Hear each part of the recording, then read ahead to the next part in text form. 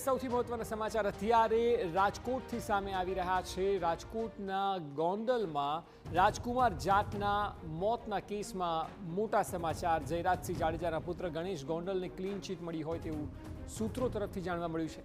એસઆઈટીની તપાસમાં ગણેશ ગોંડલની કોઈ જ ભૂમિકા ન હોવાનો ખુલાસો થયો છે।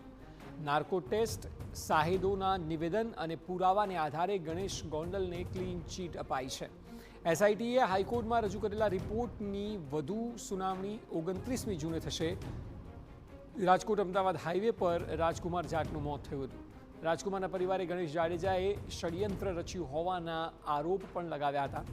સુરેન્દ્રનગર એસપીની અધ્યક્ષતામાં એસઆઈટીની રચના કરાઈ હતી અને એસઆઈટીએ ગણેશ ગોંડલનો નાર્કો ટેસ્ટ પણ કર્યો હતો અને ત્યારબાદ હાલ જે સૂત્રો તરફથી માહિતી મળી રહી છે તે મુજબ ગણેશ જાડેજાને ક્લીન ચીટ આપવામાં આવી છે। આ કેસને લઈને વિવાદ પણ ખૂબ થયો હતો। જે પ્રકારે પરિવારે આક્ષેપ લગાવ્યા હતા કે તેમના દીકરાને ઢોર માર મારવામાં આવ્યો અને ત્યારબાદ તેની હત્યા થઈ છે, તેને લઈને જિલ્લા પોલીસ વડાની આગેવાનીમાં એસઆઈટીની રચના થઈ અને ત્યારબાદ નાર્કો ટેસ્ટ અને લોકોની જુબાની તમામ પુરાવાઓને એકત્ર કરવામાં આવ્યા હતા।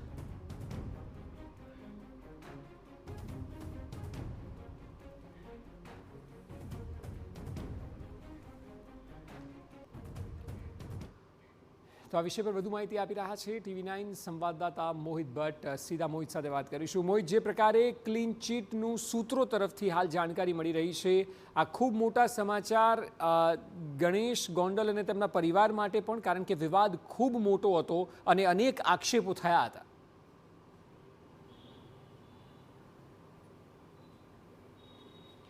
સ્પષ્ટપણે અક્ષય, રાજકોટ સહિત સૌરાષ્ટ્રભરમાં જે પ્રકરણે ચર્ચા જગાવી હતી તે ગોંડલના રાજકુમાર જાટના શંકાસ્પદ આ મૃત્યુને લઈને હતો, કારણ કે રાજકુમાર જાટનું અમદાવાદ હાઈવે પર અકસ્માતમાં મોત છે તે થયું હતું અને ત્યારબાદ પરિવારજનો દ્વારા જે ગોંડલના જે ધારાસભ્ય ગીતાબા જાડેજાના પુત્ર ગણેશ જાડેજા પર ગંભીર આક્ષેપ છે તે લગાવવામાં આવ્યો હતો અને તેના ષડયંત્રથી રાજકુમાર જાટનું મોત થયું છે તેવી દલીલ છે તે કરવામાં આવી હતી અને આ સમગ્ર મામલે જે હાઈકોર્ટમાં એક રીટ પણ દાખલ કરવામાં આવી હતી। હાઈકોર્ટ દ્વારા આ સમગ્ર કેસમાં નિષ્પક્ષ તપાસ થાય તે માટે જે સુરેન્દ્રનગરના જે જિલ્લા પોલીસ વડા પ્રેમસુખ ડેલુની અધ્યક્ષતામાં એક એસઆઈટીની રચના છે તે કરવામાં આવી હતી અને એસઆઈટી દ્વારા આ સમગ્ર કેસમાં તપાસ છે તે હાથ ધરવામાં આવી હતી। આ જે મૃત્યુ કેસમાં જે પણ લોકો જોડાયેલા હતા, જે પણ કડીઓ જોડાયેલી હતી, તમામ જે કડીઓ છે તે અંગે પોલીસ દ્વારા તપાસ શરૂ કરવામાં આવી હતી। અનેક સાહેદો છે તેમના નિવેદનો છે તે લેવામાં આવ્યા હતા, અનેક લોકોની પૂછપરછ કરવામાં આવી હતી। ઇવન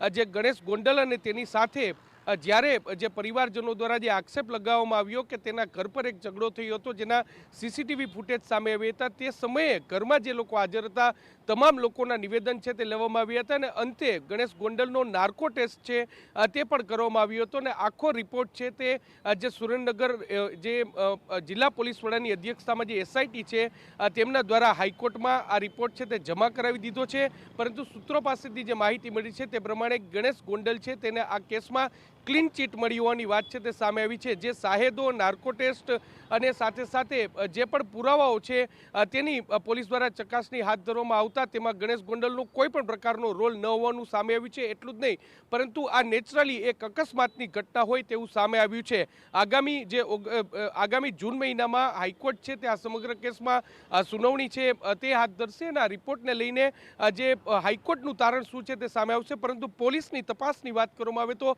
પોલીસ તપાસમાં જરૂરથી ગણેશ ગોંડલ છે તેને ક્લીન ચીટ મળી છે અને આ છેલ્લા ઘણા સમયથી જે આક્ષેપો થઈ રહ્યા હતા, જે પ્રકારની ચર્ચાઓ ચાલી રહી હતી, તે ચર્ચાને અત્યારે હાલમાં પૂર્ણવિરામ લાગી ગયો તેવું સ્પષ્ટપણે લાગી રહ્યું છે। જી અક્ષય। જી બિલકુલ મોહિત, આભાર સમગ્ર માહિતી બદલ।